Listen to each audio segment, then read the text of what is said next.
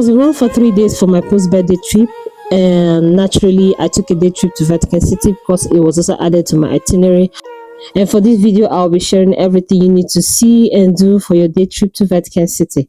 So today I have a late flight back to France by 10 p.m. But I decided to spend the day in Vatican City.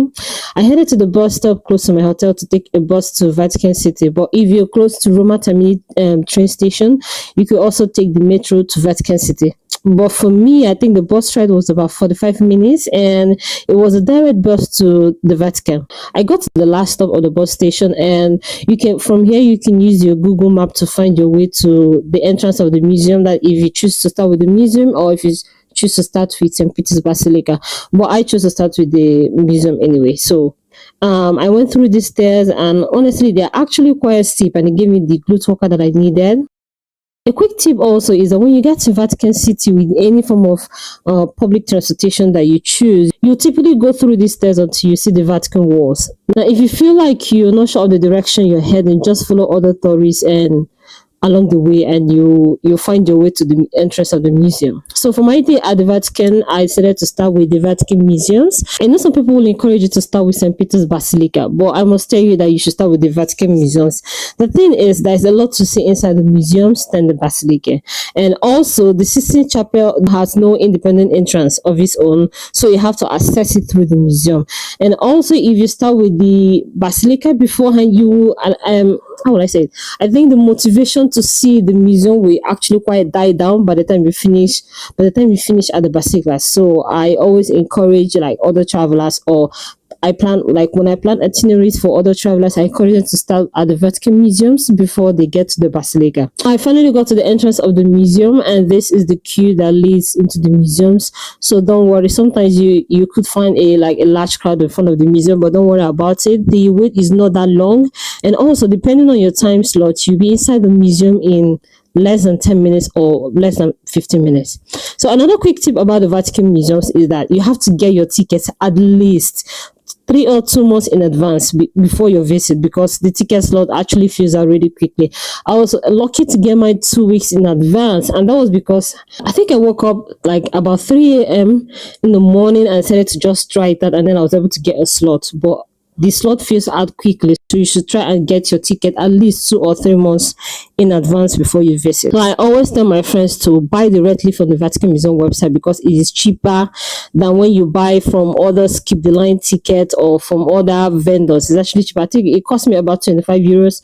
Meanwhile, if you buy from other vendors such as Get Your Guide or Booking.com, it could cost you less than that. So once I got inside, we had to go through a security check to scan our bags before entering the museum fully. And as you can see, I had a scarf on because of St. Peter's Basilica. So please make sure you pack a scarf for your day trip to Vatican City, or dress appropriately and make sure that your shoulders and your knees are covered.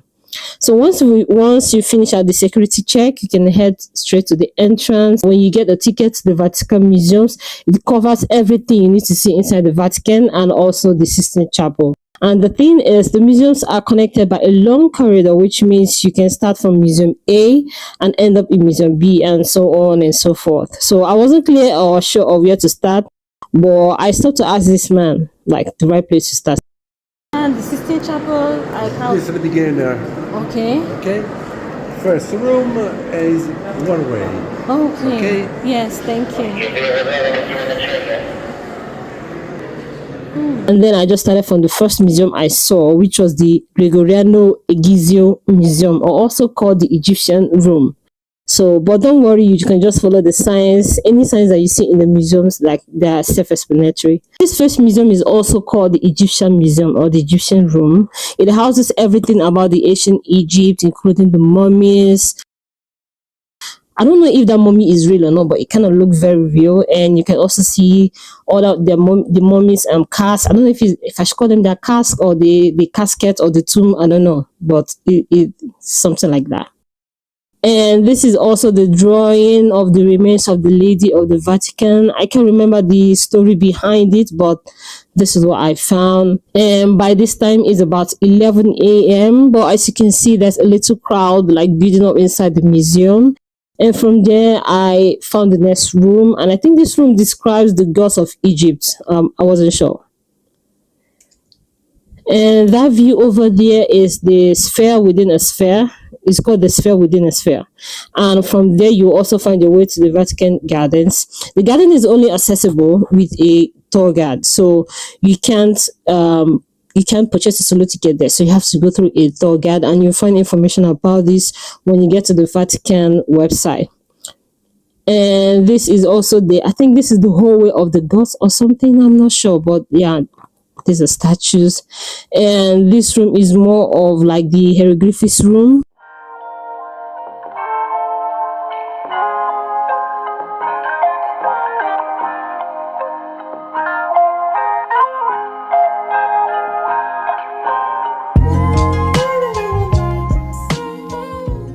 And these are also Asian jars that were gotten from ancient Egypt, and they kind of remind me of clay pots.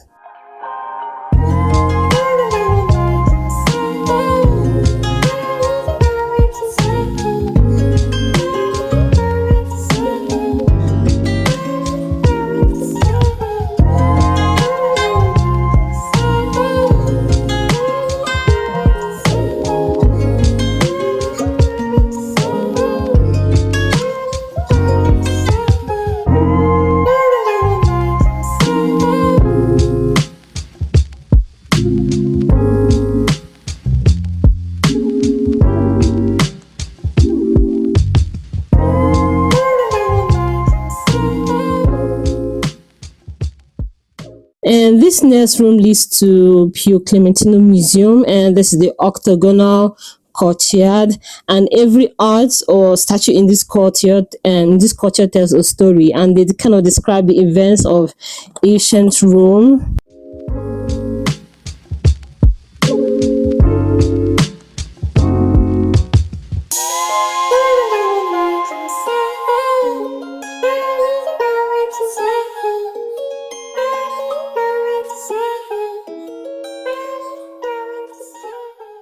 I don't know about you, but sometimes I hang around this tour guide so that I can hear maybe like the stories of these ancient statues and all that, like hear the stories around that. Yeah. So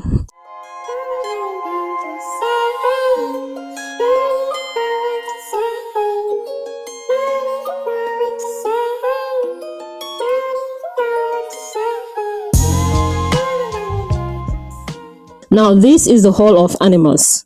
Some animals in this room don't even look familiar, but they actually, there's a lot to see inside here.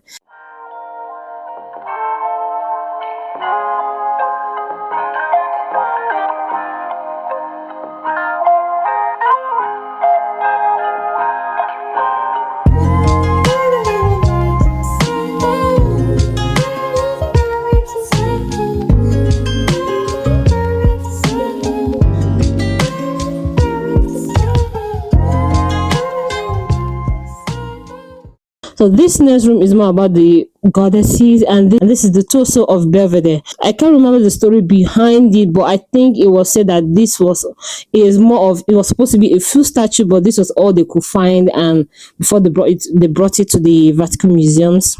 And this is the round room with the porphyry basin in the middle, and the statue of Hercules in bronze over there, as you can see. So this next room houses the sarcophagus of Constantia, and these two tombs, they were built as tombs for the wife and the daughter of Emperor Constantine the Great.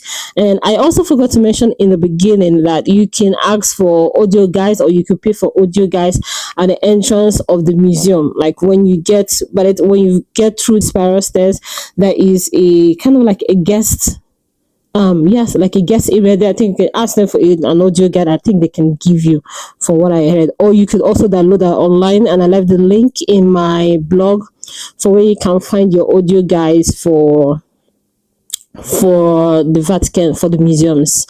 And from here on is another small room or a small museum.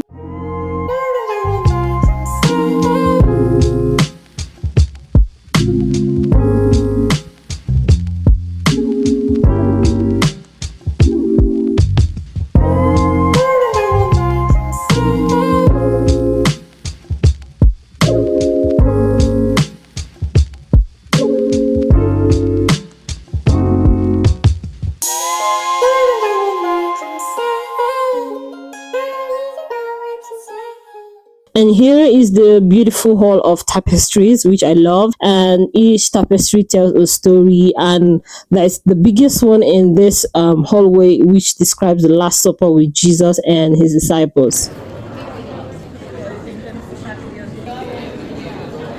And after the tapestries is the hall of maps, and yeah, these ceilings are kind of like glowy.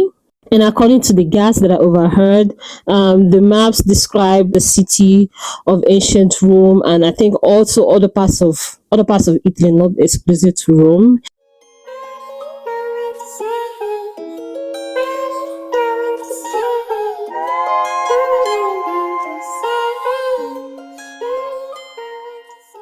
And this is the Raphael rooms. I think the rooms describes Raphael and his apprentices or students. I'm not sure, but it kind of describes like the life, or it briefly describes the life of Raphael.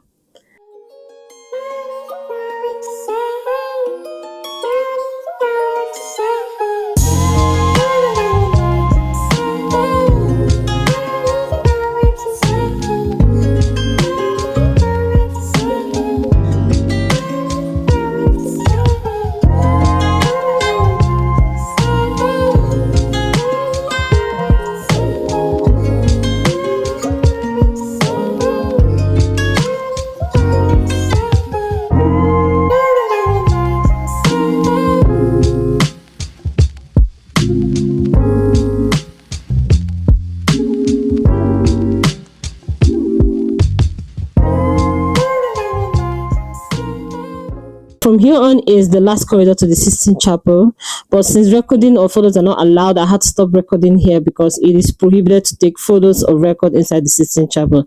So I'll see you next in the Basilica. So now I'm done at the Sistine Chapel and I'm about to tour the St. Peter's Basilica. And I made a mistake here actually, because there is a line that you can follow from the Sistine Chapel and direct to the Basilica. But I think I made a mistake because I wanted to get a photo of the church. So I had to go back to the other line and go through the security checks again. And now I had to go through the security again, but thankfully it took me less than 15 minutes and I was out of the security. And you have to check your bags and you go through the scanning machine and all that. So at last I could enter the Basilica. The church building actually just looks like it's towering over you, but at this point you just have to make sure that when you get to the entrance your skin is covered and your knees are not showing.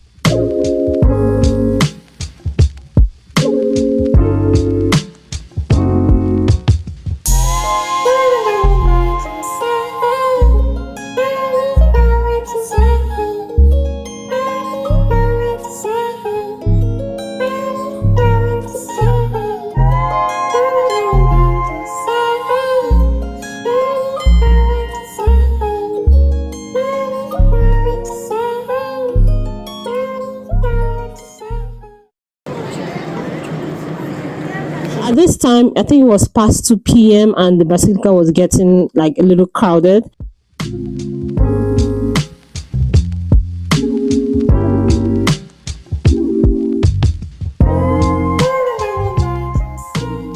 And if you wish also, you could climb the dome where you get an aerial view of St. Peter's Basilica and also the square and also other parts of Vatican. You have to join this queue to get access to the elevator that gets to the top of the dome. But I didn't have that patience for that long queue, so I just skipped the dome.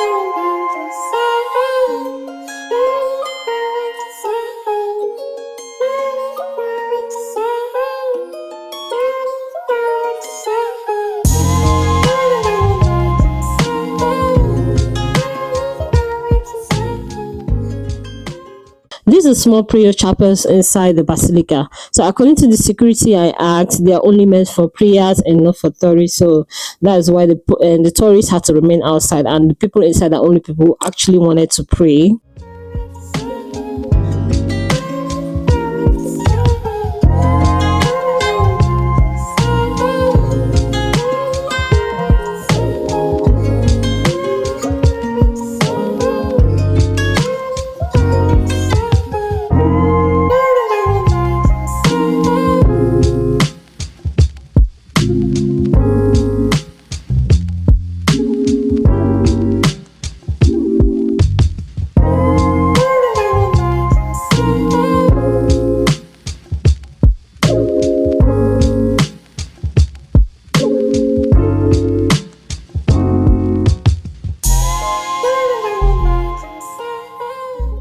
And this is the Beninis Bardachin canopy. I don't know if my pronunciation is correct, but I hope it is. I read that this column is equal to the size of a 3-story building, and underneath this column is Peter's tomb, like Peter the disciple of Jesus. And as you can see, also the column is also directly under the dome of the basilica. And I also read that St. Peter's dome is the tallest dome in the world of all churches.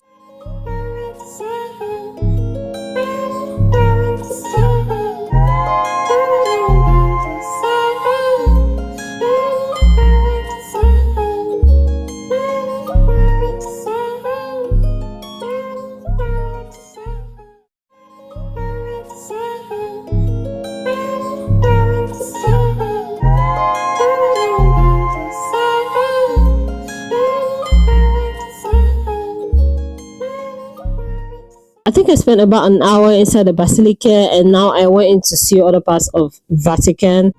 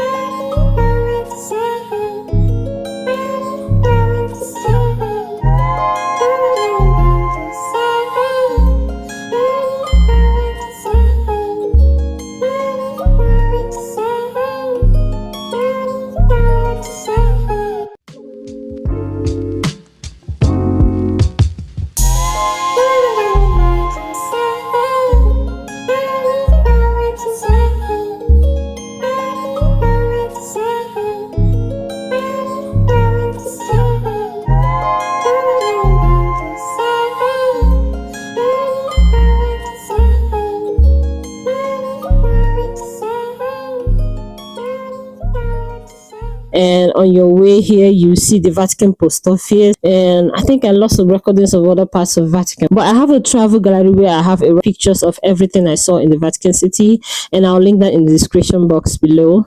And now I'm at the Bridge of Angels, which is in front of Michelangelo's castle, and that's Michelangelo's castle right in front of me. So at this time, I explored the castle and visited and roamed around a bit inside the Vatican City until it was about 4 p.m. in the afternoon.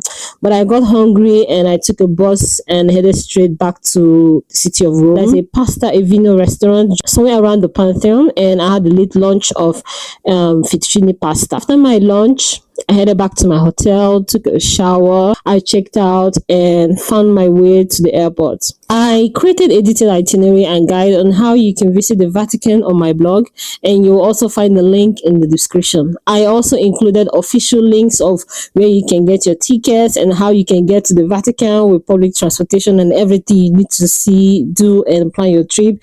Everything is detailed in my blog, and you should also check that out. And since you've seen the Vatican City, you should also check out my next video on my 3-day solo trip to Rome.